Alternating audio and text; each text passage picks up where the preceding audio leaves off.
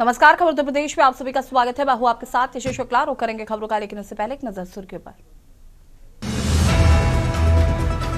कल सीएम योगी का प्रयागराज दौरा, गंगा पूजन संग करेंगे माघ मेले की जुड़ी तैयारियों की समीक्षा।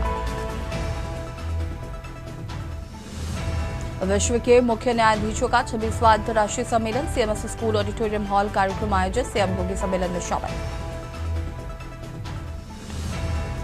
बिजली बिल में राहत देने के लिए कस्टमर को नोटिस देगा विभाग, अब यूपी में सरचार्ज होगा माफ, मूलधन में मिलेगी भारी छूट।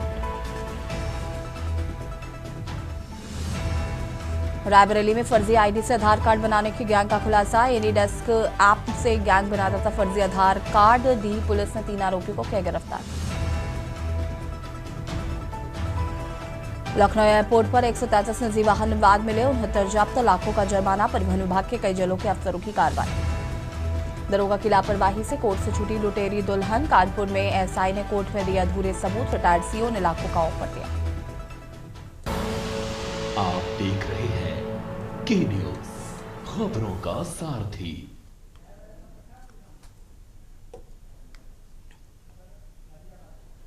और इसी बीच आपको गाजियाबाद से खबर बता देते हैं। गाजियाबाद से खबर, गाजियाबाद में 4 लाख की रिश्वत लेने वाले गिरफ्तार।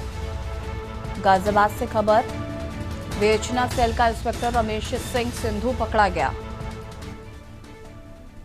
क्राइम ब्रांच के परिसर से हुई है गिरफ्तारी। पुलिस कमिश्नर की टीम ने ट्रैप लगाकर पकड़ा।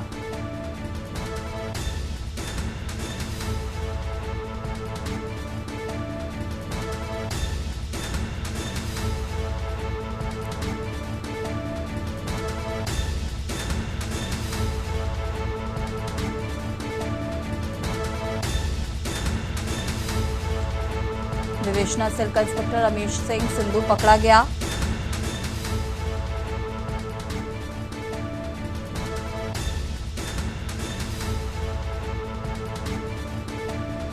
और इसी खबर पर ज्यादा जानकारी के लिए संवाददाता जयवीर मावी हमारे साथ जुड़ चुके हैं। जयवीर, क्या कुछ जानकारी है इस खबर को लेकर? देखिए, ऐसे आपको बता दें कि गाजियाबाद में आज एक बड़ा मामला सामने आया, जहां पर 4 लाख रुपए की रिश्वत लेते हुए इंस्पेक्टर को विवेचना सेल ने गिरफ्तार किया। आपको बता दें कि गाजियाबाद में एक कप सिरप की जो बरामदगी हुई थी, जिसके तार अगर कहें तो विदेशों तक भी जुड़े हुए थे। उत्तर प्रदेश के कई जनपदों से इस मामले के तार जुड़े हुए थे और जो कप सिरप जो पकड़ा गया था वो पूरी तरह से प्रतिबंधित था और बड़े पैमाने पर इसमें कार्रवाई हुई थी, जिसमें विवेचना जो अधिकारी थे जो विवेचना कर रहे थे उनका नाम था रमेश सिंह सिंधु, जो 4 लाख रुपए की रिश्वत आरोपियों से नाम निकालने की एवज में ले रहे थे, जिसकी सूचना पुलिस कमिश्नर गाजियाबाद जी रविंदर गौड़ को मिली और उन्होंने अपनी टीम से इस पूरे मामले को ट्रैक किया और आज जो क्राइम ब्रांच का ऑफिस जो महिला थाने के अंदर मौजूद है, वहां पर जो रिश्वत के पैसे देने थे आरोपी वहां पर पैसे लेके और पहुंचे और रमेश सिंह सिंधु को वो पैसे दे दिए। जिसके बाद जो टीम थी जो लगी हुई थी, उस टीम ने पैसों के साथ जो इंस्पेक्टर है रमेश सिंह सिंधु को गिरफ्तार किया। तो कहीं ना कहीं कहा जाए तो गाजियाबाद पुलिस के नाम पर एक बड़ा कलंक इसको कहा जा सकता है, क्योंकि जिस तरह से गाजियाबाद पुलिस लगातार कार्य कर रही है और बड़े अपराधियों को गिरफ्तार किया जा रहा है।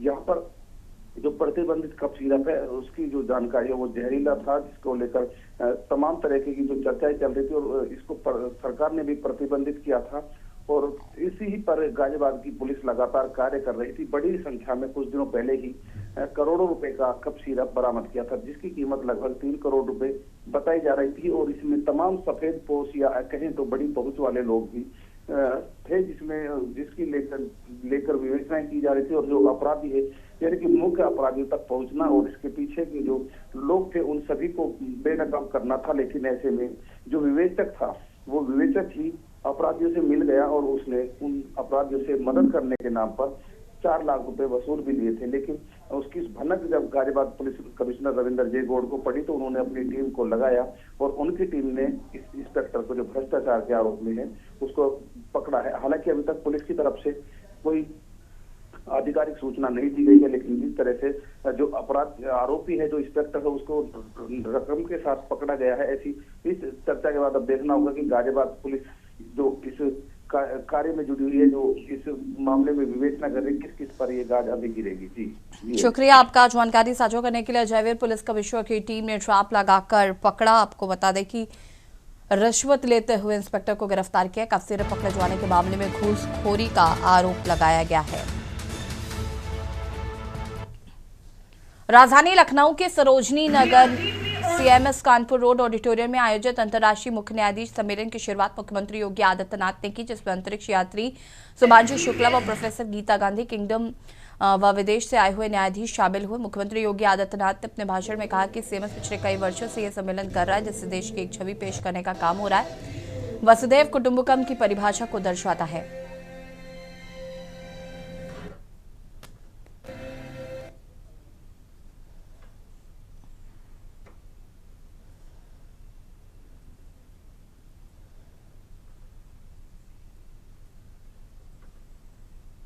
मुख्यमंत्री योगी आदित्यनाथ इस कार्यक्रम में शामिल हुए।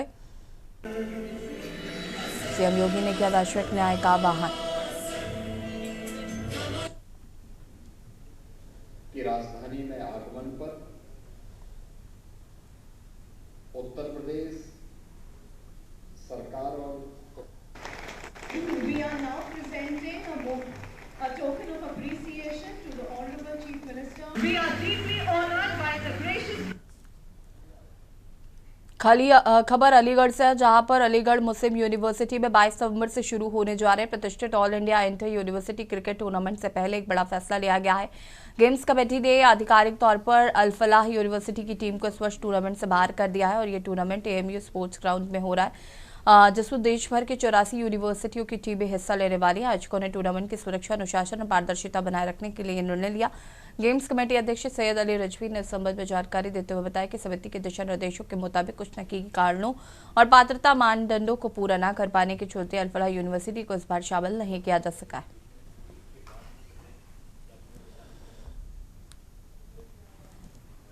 एएमयू में हम नॉर्थ यूनिवर्सिटी करा रहे हैं।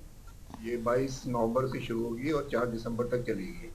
इसमें तकरीबन 84 टीम्स खेलेंगी। उनको हमने फिक्सचर 84 टीम्स का डाल दिया है और इनॉग्रेशन इसका 22 नवंबर को क्रिकेट पवेलियन पे होगा तकरीबन 9:30 बजे।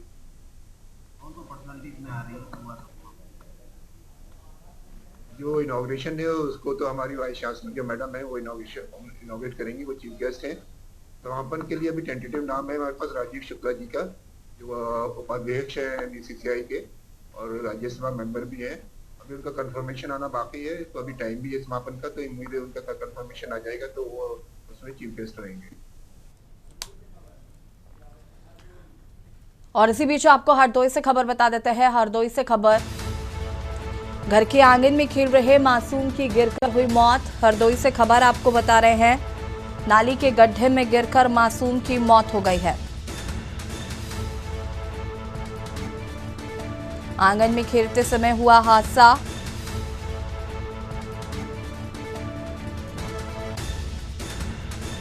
तीन बहनों में अकेला था मासूम। घटना के बाद परिवार में मचा कोहराम।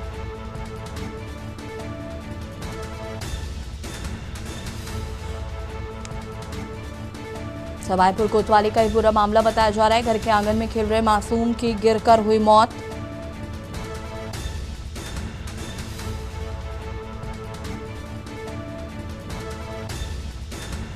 हरदोई से खबर, घर के आंगन में खेल रहे मासूम की गिरकर हुई मौत।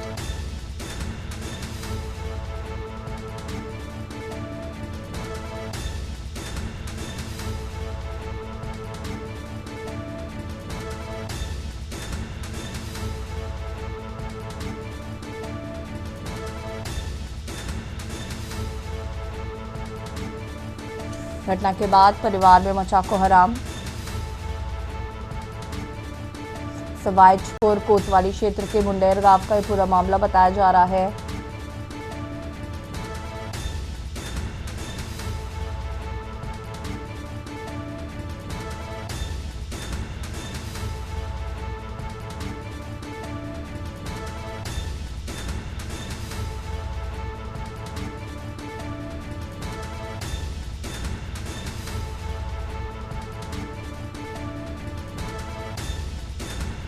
नाली के गड्ढे में गिरकर मासूम की हुई मौत। और खबर सोनभद्र से है, जहां पर पन्नूगंज थाना एक बार फिर अपनी लापरवाही के चलते विवादों के घेरे में आ गया। जहां पर थाने की निष्क्रियता से नाराज सौले गांव के ग्रामीणों ने मुख्य मार्ग को घंटों जाम कर दिया, जिससे तनाव की स्थिति पैदा हो गई। ग्रामीणों का आरोप है कि 3 नवंबर को उन्होंने एक मामले में थाने पर लिखित प्रार्थना पत्र दिया था, लेकिन पुलिस ने बिना कोई कार्रवाई किए उसे ठंडे बस्ते पर डाल दिया। बार बार गुहार लगाने के बावजूद जब पुलिस ने ना तो जांच शुरू की और न ही शिकायतकर्ताओं से संपर्क किया, तो मजबूरन ग्रामीणों को सड़क पर उतरना पड़ा। प्रदर्शन के दौरान ग्रामीणों ने पन्नूगंज पुलिस मुर्दाबाद के नारे लगाए।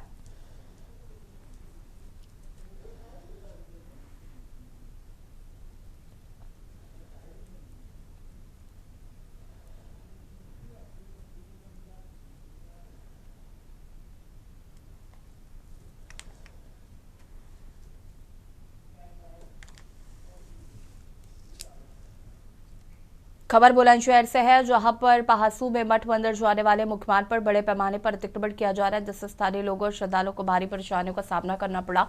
मंदिर मार्ग पर ही अवैध रूप से बग्गियों को खड़ा कर दिया गया, जिससे रास्ता सकरा हो गया और लोगों का निकलना मुश्किल हो गया। आने जाने वाले राहगीरों और श्रद्धालुओं को इस अतिक्रमण के कारण आवाजाही में गंभीर बाधाओं का सामना करना पड़ रहा है। स्थानीय लोगों का आरोप है कि इस अतिक्रमण के खिलाफ कई बार शिकायत की जा चुकी है, लेकिन पहासू नगर पंचायत के अध्यक्ष और नगर पालिका की अधिशासी अधिकारी कुंभकर्णी नींद में सोए हुए हैं।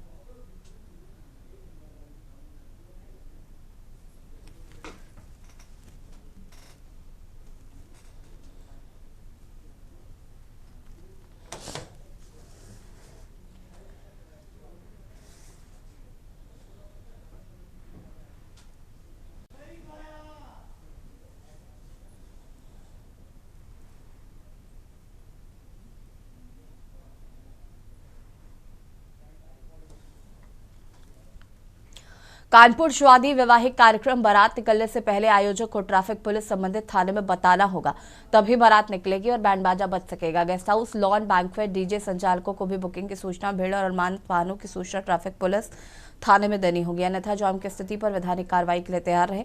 डीसीपी ट्रैफिक ने guest house, hall, banquet, DJ और बैंड बाजा संचालकों के साथ बैठक कर निर्देश दिए हैं, उनका पालन किया जाएगा। जाम ना लगे तो बग्गी, डीजे, साउंड सिस्टम ये सब सुबह 7 बजे के पहले या रात को 10 बजे के बाद आयोजक स्थल पहुंचा दिया जाएगा। लाइट एक तरफ से निकालेंगे जिससे जाम ना लगे। पहले से थाने और ट्रैफिक पुलिस को अनुमानित संख्या की जानकारी देंगे।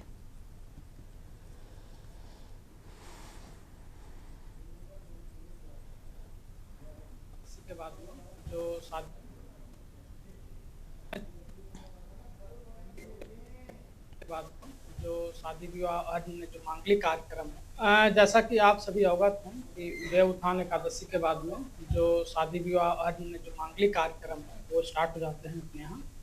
उसी के दृष्टिकोण में हमने 2 दिन पहले एक जो मैरिज हॉल, बैंक्वेट हॉल वाले हैं, गेस्ट हाउस वाले, उनके साथ हमने एक मीटिंग करी थी।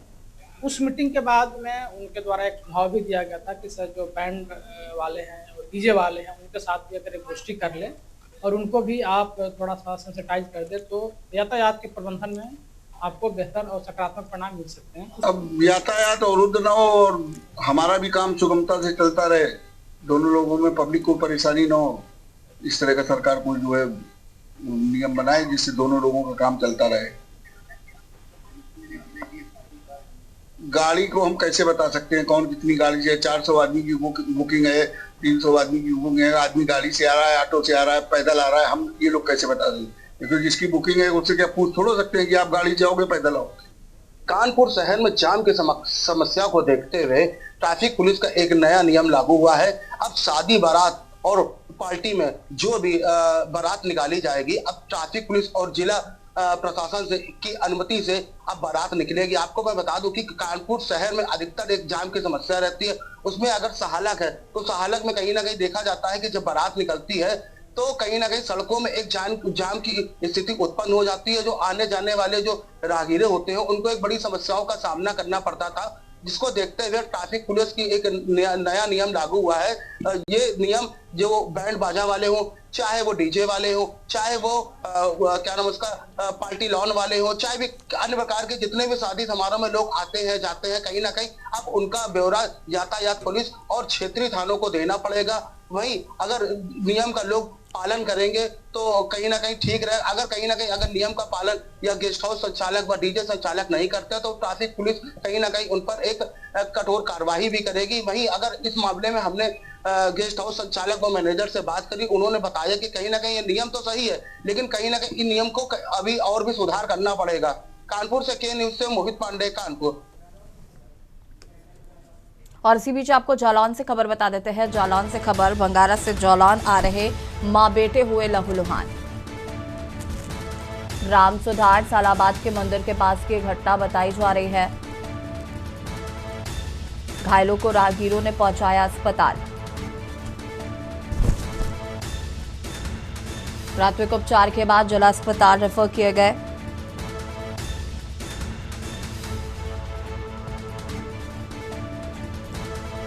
जालौन से खबर, मां बेटे हुए लहूलुहान। सुधार सालाबाद के मंदिर के पास की घटना बताई जा रही है। घायलों को राहगीरों ने पहुंचाया अस्पताल।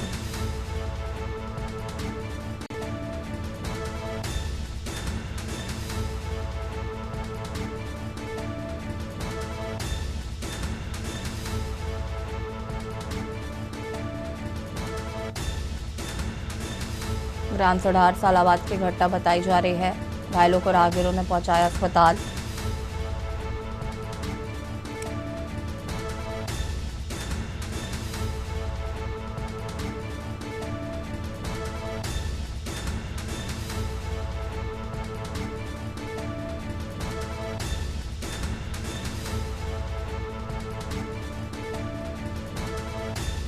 घायलों को राहगीरों ने पहुंचाया अस्पताल।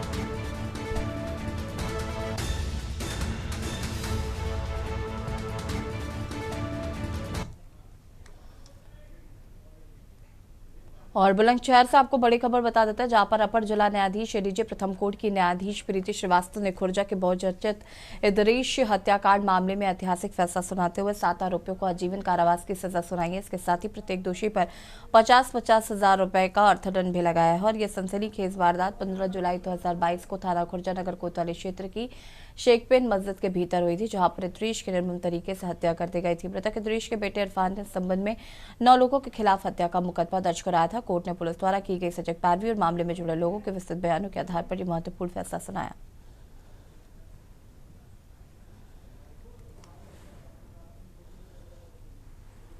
ट्रायल हुआ इस कोर्ट में, न्यायालय के द्वारा 7 लोगों को आजीवन कारावास और 50-50 हजार रुपए अर्थदंड से दंडित किया गया है। अरे मामला क्या था ये पूरा? मामला 15/7/22 को खुर्जा नगर में मस्जिद के अंदर अभियुक्तों के द्वारा मृतक इदरीस की गोलियों से हत्या कर दी गई थी, मारकर। तो उसमें ये इनका ट्रायल हुआ इस कोर्ट में। कितने लोग मुजरिम थे?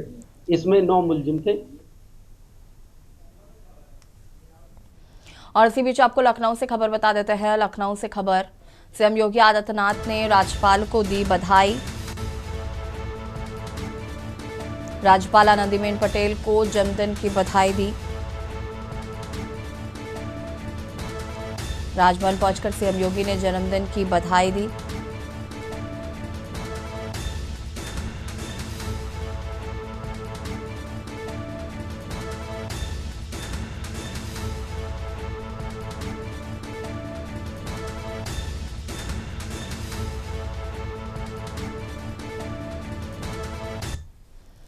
संभल के मां के अला देवी धाम में हुए कार्यक्रम के दौरान भारतीय जनता पार्टी के वरिष्ठ नेता राजेश सिंघल के बयान राजनीतिक और सामाजिक वातावरण में हलचल पैदा कर दी है। सिंघल ने कहा कि जिस तरह अयोध्या में राम मंदिर निर्माण के लिए बाबरी ढांचे को हटाया गया था, उसी तरह हरिहर मंदिर से जुड़े विवादित संरचना को भी हटाने की जरूरत है। उन्होंने यह भी दावा किया कि यदि सरकार और न्यायालय हरिहर मंदिर को मुक्त कराने का निर्णय नहीं लेते तो संतों के नेतृत्व में हजारों लोग एकत्र होकर ये काम करेंगे। उनके इस बयान के बाद क्षेत्र में राजनीतिक चर्चा तेज हो गई है।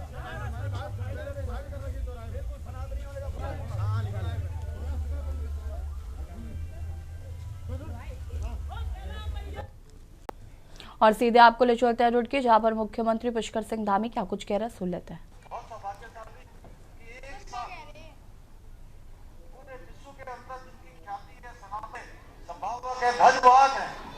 ऐसे पूज्य संतों का आशीर्वाद आज आप सबको इस सामूहिक विवाह के अवसर पर मिल रहा है। वहीं आज स्वामी सत्यमित्रानंद गिरी महाराज सभागार एवं सिद्धू द्वार का लोकार्पण भी और सही चौक का भी आज लोकार्पण हो। भाइयों बहनों, परम पूज्य स्वामी सत्यमित्रानंद गिरी जी महाराज ने अपना संपूर्ण जीवन राष्ट्र के लिए, धर्म के लिए, मानवता के लिए और उनकी सेवा को समर्पित किया था। उन्होंने आध्यात्मिक ज्ञान को समाज सेवा के साथ जोड़कर ऐसे पवित्र जीवन दर्शन को समाज के सम्मुख रखा जिससे अनगिनत लोग सेवा के मार्ग पर, त्याग के मार्ग पर, करुणा के मार्ग चलने की प्रेरणा दी।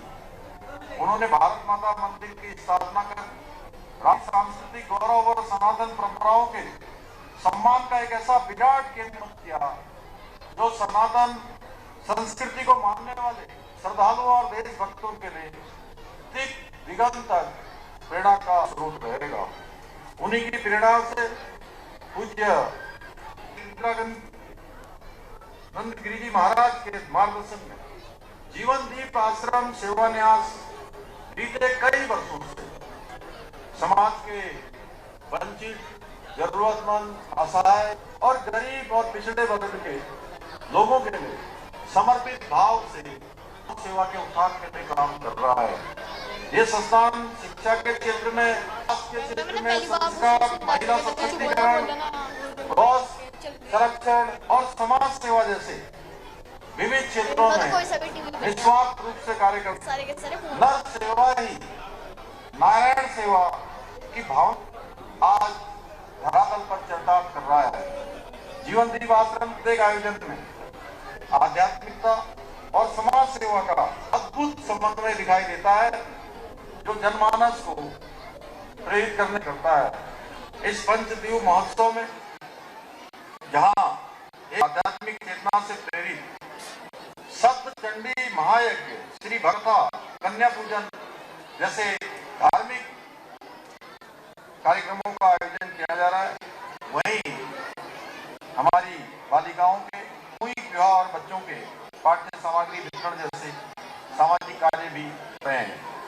आज हम अपने अमर बलिदानियों की स्मृति में शहीद चौक का भी उद्घाटन कर रहे हैं और ये चौक जन्म साहस, अटूट राष्ट्रभक्ति, सर्वोच्च बलिदान प्रति हमारी कृतज्ञता के भाव को प्रकट करता है। ये हमारी आने वालियों को त्याग, बलिदान और पराक्रम की याद दिलाता रहेगा। इसी के साथ आज इस परिसर में इस सभागार को हम सब लोगों ने अभी किया है पूज्य स्वामी सत्यमित्रानंद महाराज उनके नाम पर और सिद्धबली हनुमान द्वार सेवा भावना और भक्ति मार्ग के सशक्त केंद्र के रूप में सशक्त केंद्र के रूप में समाज को प्रेरणा प्रदान करेगा। भाइयों बहनों, आज हम आदरणीय प्रधानमंत्री श्री नरेंद्र मोदी के नेतृत्व में हमारी सनातन संस्कृति की पताका आज संपूर्ण विश्व के अंदर लहरा रही है और दुनिया के देश हमारी प्राचीन संस्कृति और दर्शन की महानता से परिचित हो रहे हैं। आज चाहे भगवान राम का भव्य दिव्य मंदिर का निर्माण हो, बद्रीनाथ, केदारनाथ जैसे हमारे धाम नवनिर्माण, पुनः निर्माण का कार्य हो, बाबा विश्वनाथ के प्यारे का भव्य दिव्य काशी बनाना हो या महाकाल लोक का निर्माण हो, हमारी सभी धार्मिक घरों आज सजाया जा रहा है, संवारा जा रहा है और हमारी सांस्कृतिक चेतना को पुनर्स्थापित करने के प्रयास किए जा रहे हैं। आदरणीय प्रधानमंत्री जी के मार्गदर्शन में हमारी सरकार देवभूमि उत्तराखंड को विश्व की आध्यात्मिक राजधानी के रूप में स्थापित करने के लिए निरंतर कार्य कर रही है। हम झारखंड और मानसखंड क्षेत्र के सभी मंदिरों का सौंदर्य, वहीं हरिपुर कालसी में यमुना तीर्थ स्थल के पुनर्निर्माण के प्रयास किए जा रहे हैं। साथ ही हरिद्वार ऋषिकेश कॉरिडोर के साथ ही सामान की दिशा में भी कार्य किया जा रहा है।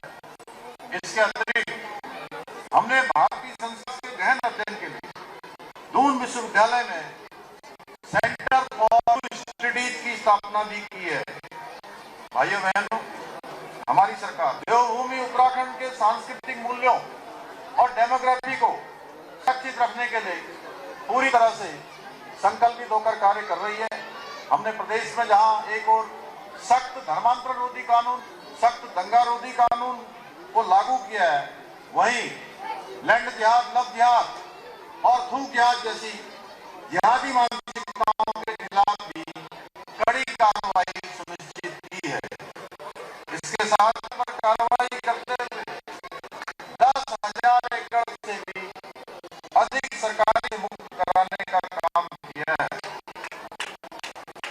इतना ही नहीं, हम पहले राज्य में समान नागरिक संहिता का कानून लागू करके एक समान कानून की स्थापना की है। वहीं युवाओं के साथ खिलवाड़ करने वालों पर अंकुश लगाने के लिए प्रदेश में हमने विरोधी कानून भी लागू किया है। इसका परिणाम हुआ कि 26,000 से अधिक युवाओं को सरकारी नौकरियां प्राप्त करने में प्राप्त हुई है। भाइयों बहनों, कुछ लोग मदरसों की आड़ में बच्चों को गायब करने का षड्यंत्र रच रहे थे, लेकिन हमने और खबर तो प्रदेश में फिलहाल इतना ही। देखते रहिए के न्यूज़ इंडिया। नमस्कार।